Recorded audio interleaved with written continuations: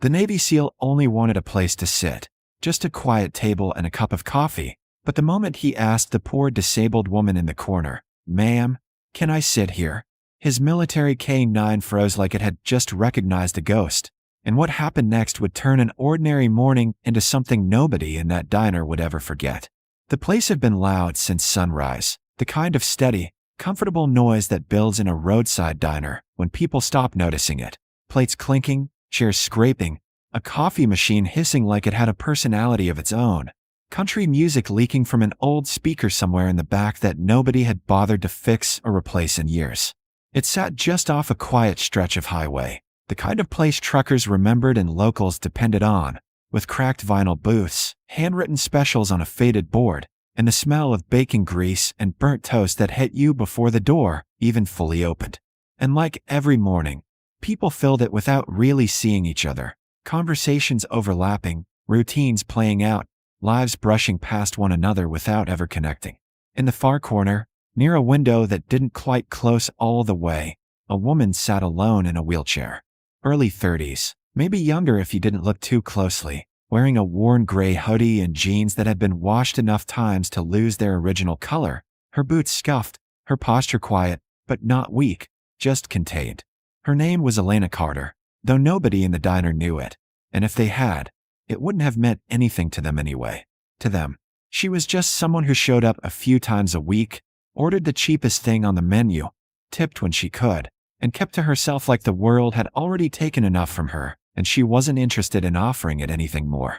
The waitress brought her coffee without asking, setting it down with the kind of practiced indifference that comes from repetition, not unkind, just distant, and Elena nodded once in thanks, wrapping both hands around the mug like it mattered, like it anchored her there. People noticed her the way people notice anything out of the ordinary. A glance at the wheelchair, a second look at how young she was to be sitting in it, then a quick return to their own lives, their own conversations, their own concerns. Nobody asked questions. Nobody wondered why, and Elena didn't offer anything that might invite them to. She sat there quietly, eyes moving across the room in slow, deliberate patterns that had nothing to do with curiosity and everything to do with habit, the kind of awareness that doesn't turn off just because the environment is safe. Outside, a pickup truck rolled into the lot, gravel crunching under its tires, and inside, someone laughed too loudly at something that wasn't that funny, and the morning continued exactly as it always did, predictable and contained. Until the door opened. It wasn't dramatic, not at first, just the soft jingle of the bell overhead and a shift in the air that most people wouldn't have been able to name even if they felt it, but a few heads turned anyway, the way they always do when something unfamiliar enters a familiar space.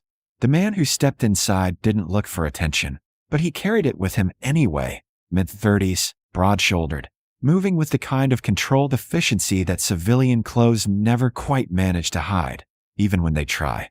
Beside him, on a short leash, was a Belgian Malinois in a tactical vest, alert but calm, its eyes scanning the room in slow, methodical sweeps, not searching for anything specific, just building a picture of everything at once. Conversations dipped slightly, then resumed, but not quite at the same level, not quite as carelessly as before, because a military working dog has a way of reminding people that there are things in the world more serious than breakfast. The man paused just inside the door, taking in the room in a single glance, then moved forward, looking for a place to sit. The diner was fuller than usual, every booth taken, every stool at the counter occupied or claimed by a jacket or a bag, or someone's quiet refusal to share space with a stranger. He approached one table, and the man sitting there shifted his newspaper just enough to signal disinterest without ever looking up. He moved toward the counter, but a woman placed her purse on the empty stool before he reached it, her eyes fixed firmly on her phone like it had suddenly become the most important thing in the world. A young couple near the window leaned closer together, closing off the extra chair with nothing more than body language and timing. The SEAL didn't react, didn't push, didn't make anyone uncomfortable for what they were doing, because he had spent enough time in places far worse than this to understand the difference between inconvenience and conflict. He simply nodded to himself and kept moving, calm, patient, controlled. And then he saw the only open seat left in the diner, the chair across from the woman in the wheelchair in the corner. He walked toward her, the dog pacing quietly at his side, its movement precise, trained, every step measured. Elena looked up as he approached, her gaze meeting his for just a moment. And in that moment, there was something there, something that didn't match the way she looked or the way the rest of the room saw her. But it passed so quickly it might have been imagined. He stopped beside the table, respectful, composed, his voice steady but polite. "Ma'am, can I sit here?" The room didn't go silent. Not yet. But something in it shifted, something subtle, the way it does when two paths cross that weren't supposed to. Elena studied him for exactly 1 second. No more, no less, taking in everything she needed to take in without appearing to do so. Then she nodded once. "Go ahead." He pulled out the chair and sat down, setting the leash loosely in his hand, the dog still standing at his side. And that was the moment everything changed. Because the dog didn't follow him. It didn't sit. It didn't adjust. It stopped. Completely. Like every instinct it had just locked onto something it couldn't ignore.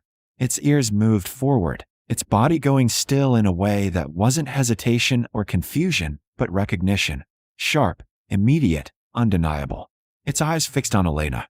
And for the first time that morning, without anyone understanding why, the noise in the diner felt just a little bit farther away. The seal didn't move right away. He had learned a long time ago that reacting too fast meant missing what mattered. And right now, everything that mattered was sitting quietly across from him, holding a chipped coffee mug like it weighed nothing at all. The diner had gone back to its usual rhythm. Plates clattering, low conversations picking up where they had left off. But there was a thin layer of tension still hanging over their corner, the kind that doesn't disappear just because people decide to ignore it. The dog remained beside the woman's wheelchair, perfectly still, posture exact, eyes forward but aware, like it had anchored itself to her presence in a way that bypassed training altogether. The seal finally exhaled slowly and rested his hand on the table instead of the leash, a deliberate choice.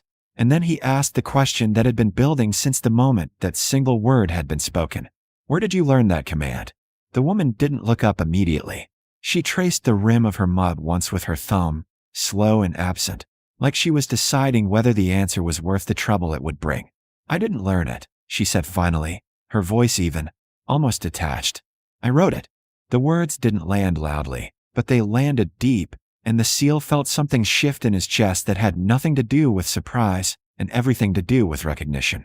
He studied her more carefully now, not the worn hoodie or the scuffed boots or the chair, but the details underneath, the way her shoulders stayed relaxed without ever fully dropping, the way her eyes moved once across the room in a controlled sweep that mapped exits without drawing attention, the way her right hand stayed free even when it didn't need to be. None of that belonged to the version of her the room had decided she was.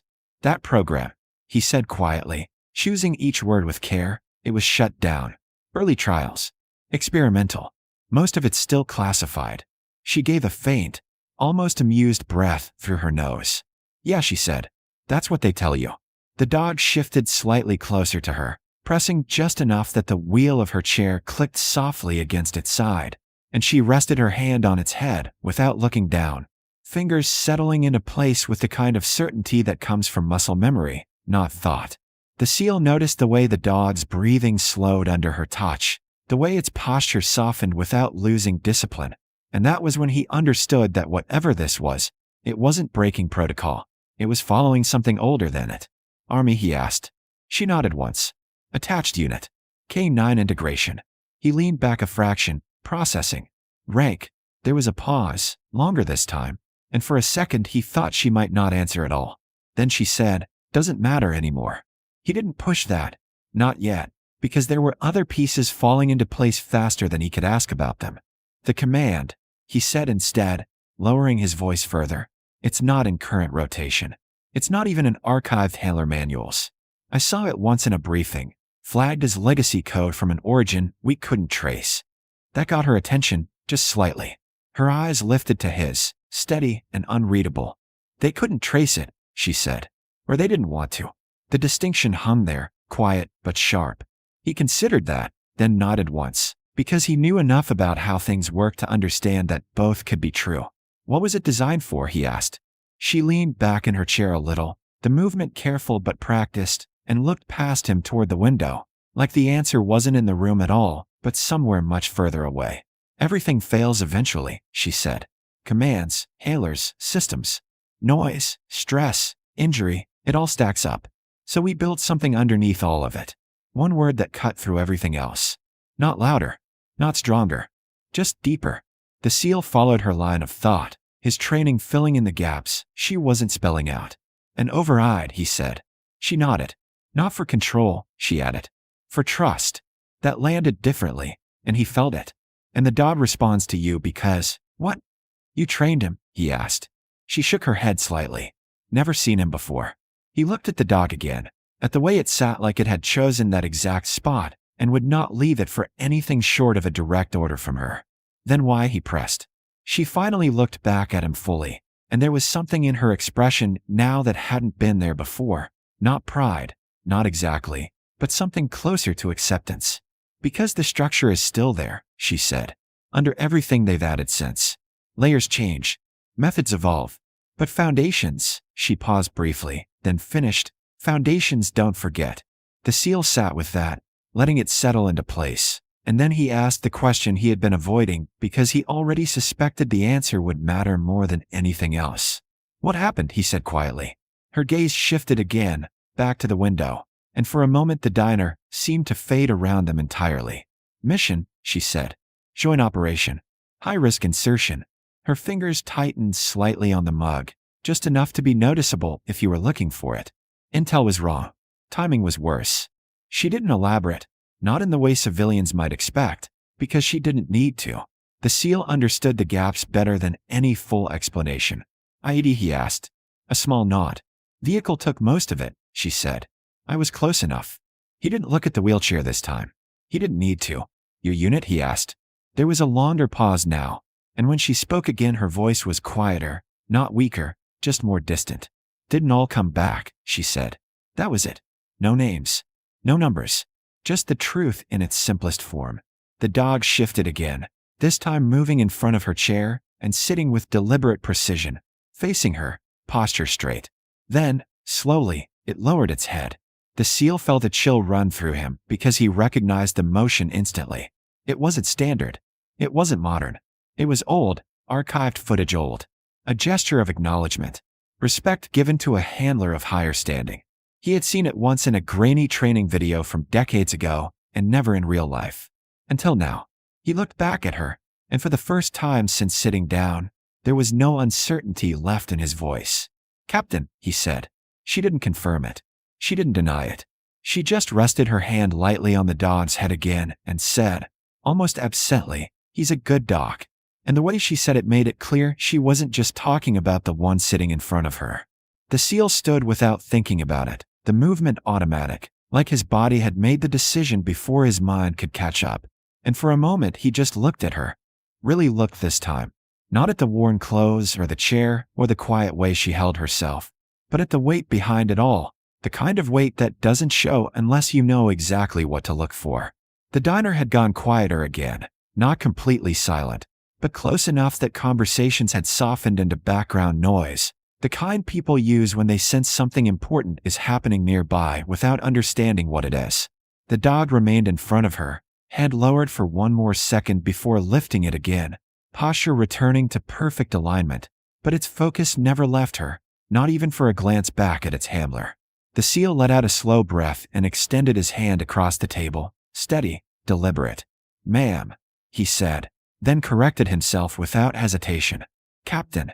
This time, she looked at him differently, not surprised, not defensive, just tired in a way that had nothing to do with the morning and everything to do with years. She glanced at his hand for a moment before taking it, her grip firm despite everything, and he closed his other hand over hers briefly, not as a gesture of control, but of respect, something deeper than protocol. Thank you, he said. Not loud, not performative, but clear enough that the nearest tables heard it and stopped pretending they weren't listening. It wasn't just for the moment. It wasn't just for the doc. It was for something much larger, something that had existed long before he walked into that diner and would continue long after he left it. She held his hand for a second, then let go, like the acknowledgement was enough and didn't need to be stretched into anything more. Around them, people were watching now, really watching, not with curiosity anymore, but with a kind of quiet realization, the slow understanding that they had misjudged something right in front of them. The waitress stood near the counter, coffee pot still in her hand, eyes fixed on the corner booth like she was trying to reconcile what she was seeing with the woman she thought she knew. A trucker near the register had turned fully in his seat, arms resting on the counter, his usual impatience replaced with something closer to respect, even if he didn't have the words for it. The seal sat back down slowly, but not the same way he had before. There was a difference now, a shift in posture, in presence, like he was no longer just sharing a table, but recognizing who he was sharing it with. "They're still using it," he said after a moment, his voice quieter now, more measured. "Everything you built. It's still the foundation." She didn't react the way most people would to that kind of statement. No surprise, no pride, just a small nod, like it confirmed something she had already assumed. "Good," she said simply. That was the point. He studied her again, trying to understand how someone could carry something like that and sit unnoticed in a place like this for years. "They listed you as Kia," he said carefully. That got a slight reaction, a faint tightening around her eyes, gone almost as quickly as it appeared. "Yeah," she said. "That happens."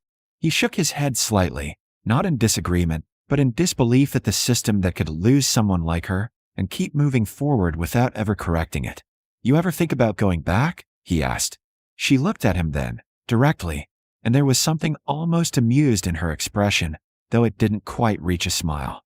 "Go back to what?" she asked. "A file with my name blacked out? A program that doesn't need me anymore?" She gestured lightly toward the dock. "Looks like it's doing just fine." He followed her gesture, watching the animal for a second before looking back at her. "Still," he said, "they should know." She shook her head once, firm but not harsh. "They do," she said, "just not officially." That answer sat between them, heavy in its own way, and he understood more from it than she had actually said. There were always people who knew. There were always quiet acknowledgments behind closed doors, things that never made it into reports or records but existed anyway. He leaned back slightly, exhaling again, and for the first time since he had walked in, he let himself relax just a fraction. "What's your name?" he asked. She hesitated for a second, then said, "Elena." No rank, no last name, just enough. He nodded. "Marcus," he replied. She gave a small nod in return, like the exchange was complete and didn't need anything more attached to it. After a moment, she reached for her cup, found it empty, and set it back down with a soft click against the table. "I should get going," she said. It wasn't abrupt, just matter of fact, like she had stayed exactly as long as she intended to and not a second more. Marcus nodded immediately, standing again without thinking, stepping back to give her space. The dog moved before he gave any command, stepping aside smoothly, then turning to watch her as she adjusted her chair. She reached for the wheels, her movements practiced and efficient, and turned toward the aisle. As she passed him, she paused just long enough to rest her hand once more on the dog's head. "Stay good," she said quietly. The dog didn't move, didn't blink, just held its position like the words had settled somewhere deeper than training. She continued toward the door, the soft hum of the diner parting around her now, people shifting slightly to make space without being asked, without even realizing they were doing it. The waitress hurried ahead to open the door, holding it wide, her usual routine replaced with something more deliberate, more careful. "Take care," she said, her voice softer than it had been all morning. Elena nodded once in thanks and moved through, the sunlight outside catching briefly on her face before the door swung closed behind her. For a moment, nobody spoke. Then Marcus looked down at the dog. "All right," he said quietly. "Come." The dog didn't move. Not immediately. It kept its eyes on the door for one more second, then another, like it was waiting for something that wasn't going to happen. Finally, it stood and returned to his side. But even then, something about it was different, subtler, quieter, like it was carrying a memory it hadn't had before. Marcus glanced toward the window, catching a glimpse of Elena as she crossed the parking lot, moving toward an older pickup truck parked in the handicapped space. She didn't look back. She didn't need to. He stood there for a second longer, then reached into his pocket and pulled out his phone, staring at the blank screen before locking it again without doing anything. Some things didn't belong in reports. Some things didn't need to be said out loud to matter.